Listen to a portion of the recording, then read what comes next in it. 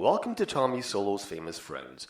This is where I get to chat with people that I've connected with in the world of arts and entertainment over the years. And today, I'm very happy to have with me Jerry Fielden. Welcome to the show, Jerry. Hey, how's it going, Tommy? Well, we're still surviving this zombie apocalypse for now. So, Jerry, I know that you've been in the music business in one way or another for a long, long time. Why don't you tell the people how you got started in the music business?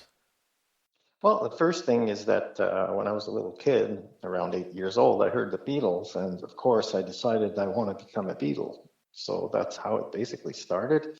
And then we would hang around Expo 67, which was a huge thing. There were lots of bands playing, and we made friends with a Calypso band. And they encouraged me and my friends to make a band, so we did. We were called the Glow Beats. This is back in 67, all the way to about 71. We were together, and I played my first show in March 71, so it's been a while. Yeah, it sure has.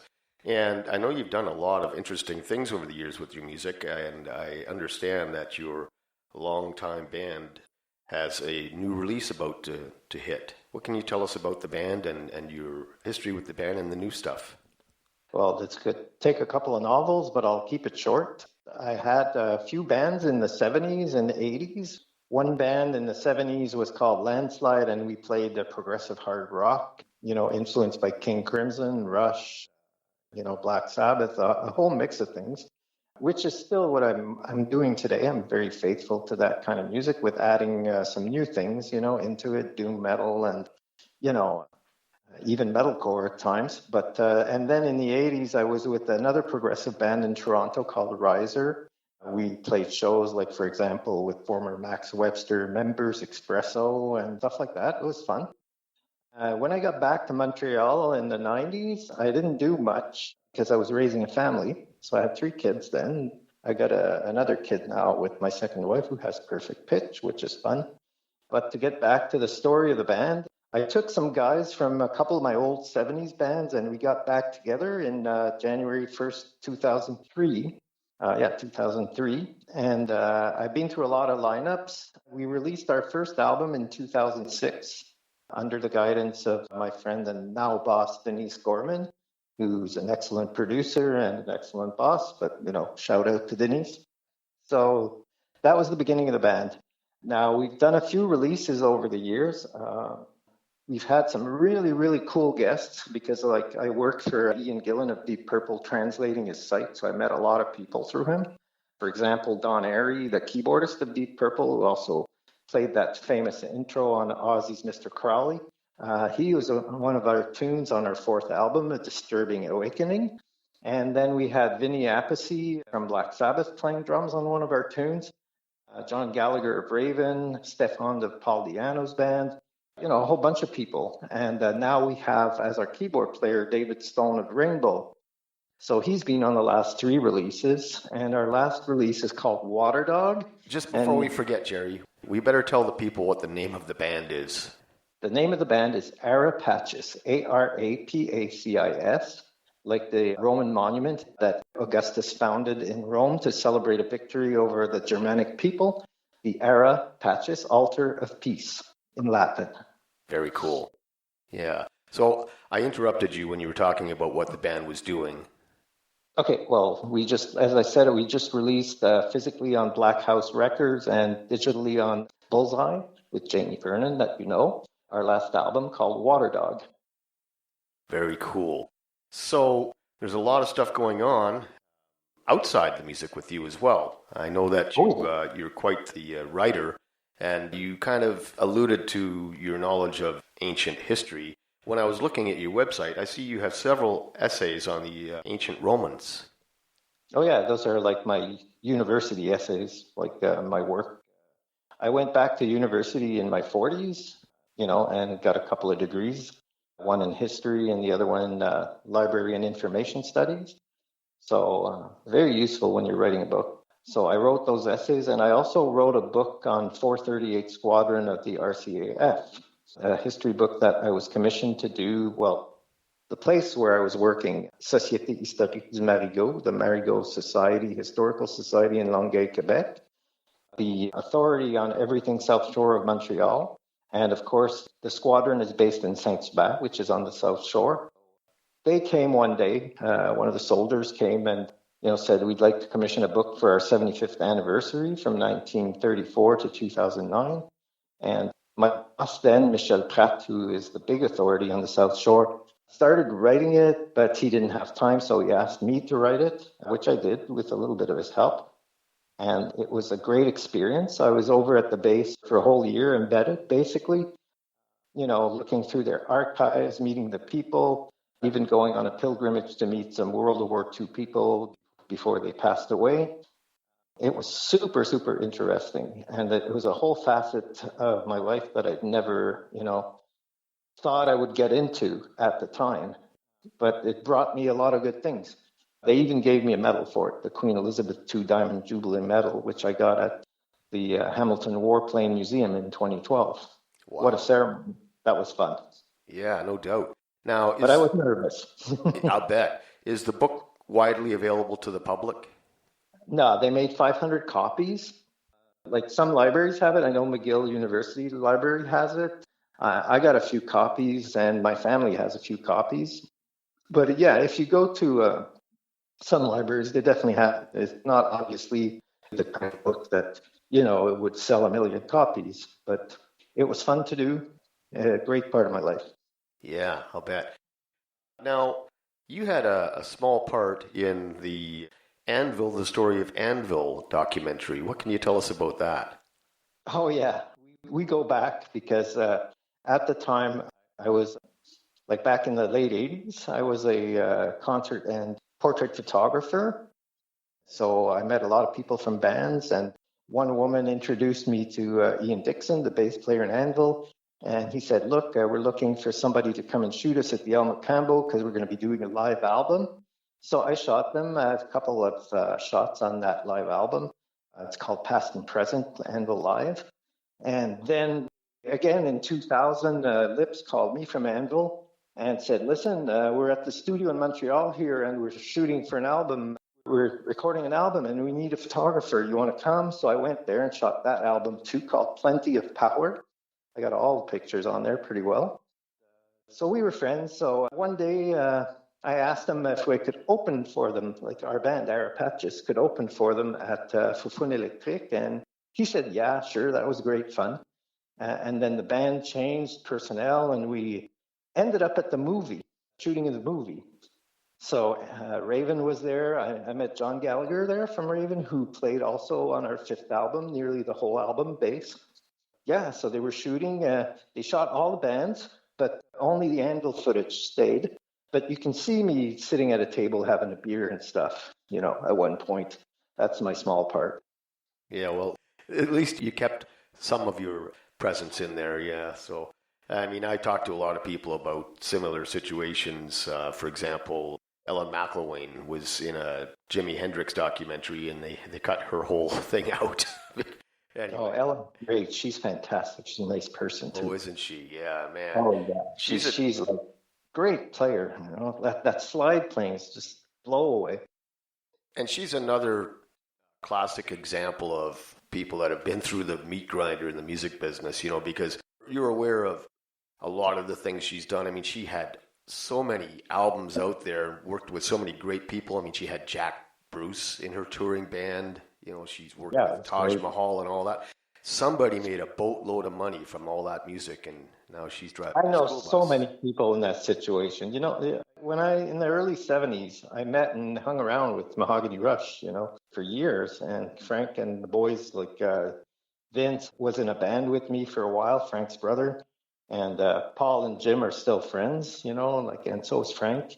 I was over at his place a couple of years ago, and we were just spent the whole day together, and he showed me all sorts of neat studio tricks, that I've been using.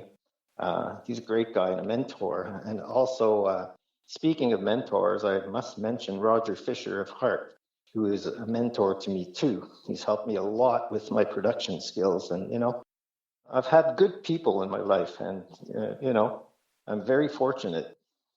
Yes, sir.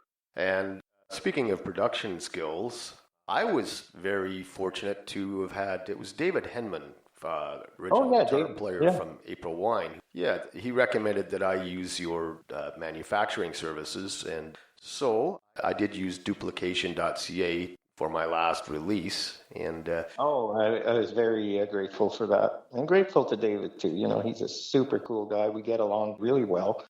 that said, I just wanted to let the people know that I was very happy with your services, and you guys helped me out in ways that others certainly would not have. You know, you helped me with the actual conversion of the frequency and everything else, and so very good service, and I was quite pleased with the results. Now, why don't you tell the people what you do at Duplication.ca and what their services entail? But first, this very important public service announcement. Hey, you know, I got my first dose of the vaccine, and I really think that if we want to get summer back, get our festivals and our live music back, we need to get our first dose. If enough of us do this, we can have our freedom back. Yes, do this. And I know a lot of my famous friends agree with me. Hi, this is Earl Johnson from Moxie. I know we've got a lot of friends and fans out there in the upper ages, and believe me, get a shot, get a vaccine. I did recently, and it gives you some peace of mind because nobody knows how the world's going to change even further. Thanks, Earl. And now let's get back to Jerry telling us what he and his associates at Duplication.ca provide service-wise for you and me.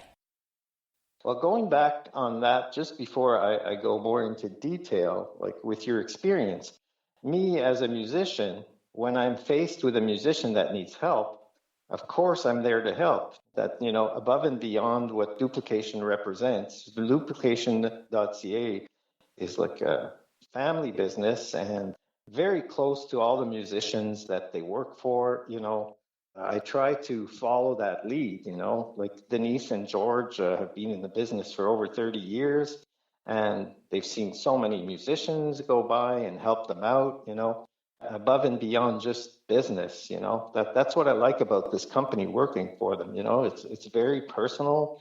They give that personal touch to all their clients as much as possible. And, you know, we know that musicians are going through a hard time. Everybody is going through a hard time, and we're trying to do our best to help out. There's a lot of things you can do to help out. Yeah, you certainly proved that to me. Oh, thank you. Pleasure. Yeah, so just tell the people what your services actually are. Okay, well, we are, first of all, a duplication and pressing plant.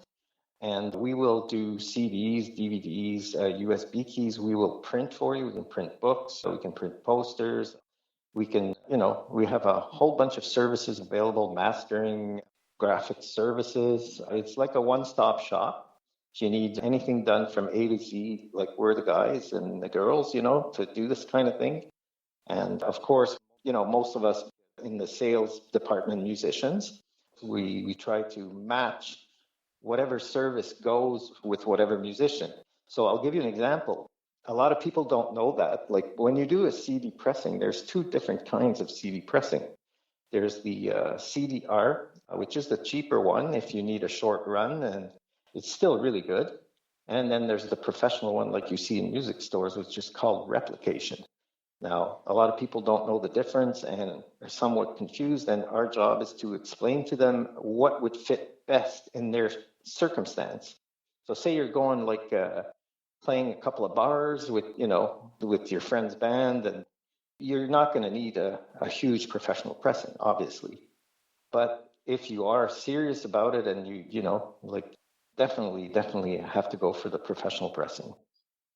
It's not that expensive, actually. It's surprisingly. No, I don't want to get into prices in case somebody hears this 10 years from now and then tries to get that deal. You know? But I can just say that your pricing is very, very reasonable, for sure. Thank you. Yeah.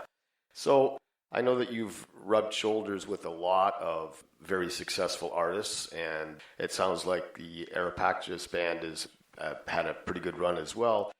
Who are some of the more fun encounters with artists that you've had over the years? Oh, God, I could go on. But let's say David Bowie, Peter Frampton, Jimmy Page, all the guys from present Deep Purple and Richie Blackmore as well, Ronnie James Dio, Metallica. I don't know where to stop. Yeah, you've had some pretty fun times with some of these guys, I guess.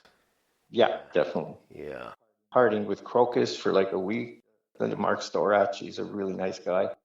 You know, back in the 80s, I don't know, and meeting Keith Emerson of Emerson, Lake and Palmer and having a drink with him. You know, these are all fun things that have happened. But as my favorite guys are Deep Purple, obviously. And the fun little fact here, my second wife and I met through a Deep Purple Ian Gillan forum on MySpace about 13 years ago.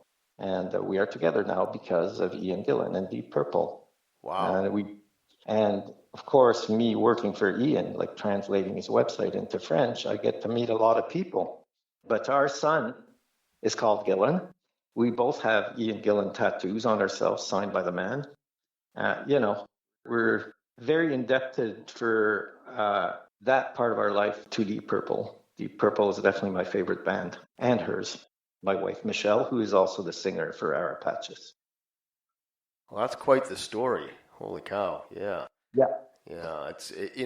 And in my case, as a fellow musician, I was very fortunate that my wife was a fan of my music, and I found out that her and her father both had an early EP that they bought at the store, and I said, "Oh, you're the ones." That's why I had two sales. Sold one EP. Yeah. Well, sales are not huge, obviously. I still consider myself the little band from Montreal that got lucky with all its connections, but it's not like we're selling millions. We have steady sales, but they're not huge. But I'm not in it for the money. I'm in it for the fun of it, So in the music for the music, I know that's really, I think, the only way you can really be happy in music is if you are in the music for the love of the music. Yeah, and definitely. And because, like, for example, we're talking about CDs and Duplication.ca, and you were mentioning before the interview something about, the volume of stuff. Obviously, we have an opportunity here because, like, CDs can be signed. They can have a booklet in them. It's not the same as a stream. So CDs are very important to shows, but there's not many shows going around. But people are starting to see the reopening, and they're starting to order bigger quantities right now. And we're ready to deliver. Cool. Yeah, I take great hope from the fact that we finally have vaccines rolling out.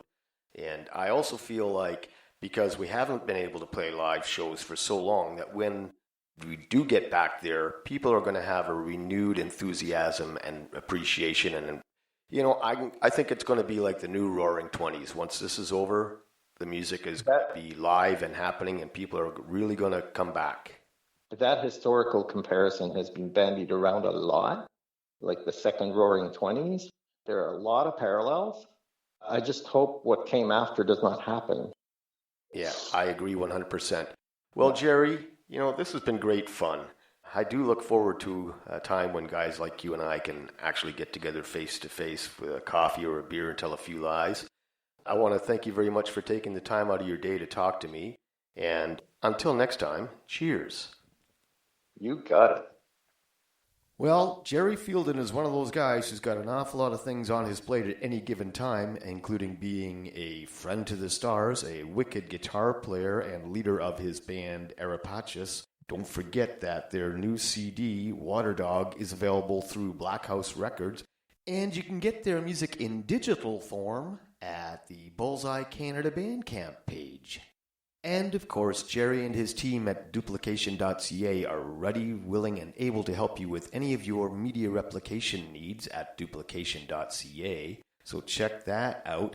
Meanwhile, here is AraPacis with The Mold.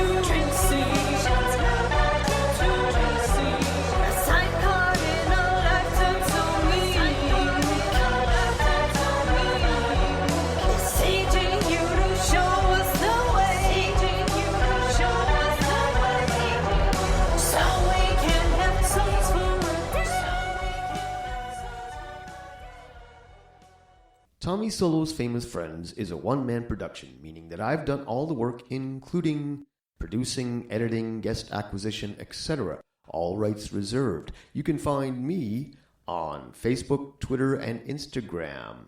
The theme song for Tommy Solo's Famous Friends was written and recorded by Tommy Solo with a little help from my friends in the night crew. And hey, if you like the show, why not subscribe? Until next time, cheers.